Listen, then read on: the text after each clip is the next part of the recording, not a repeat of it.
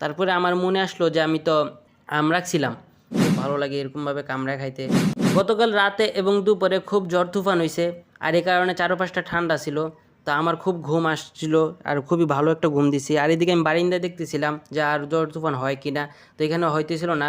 আর এদিকে আমার ঘুম থেকে উঠে আমার খুবই খিদা লেগে গেছিলো, তো আমি খুঁজতেছিলাম কিছু খাওয়ার জন্য, তো কিছুই পাইতেছিলাম না।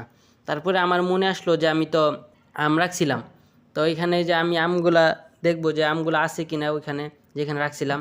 তো এখানে আমি দেখতেছি আমগুলো আছে।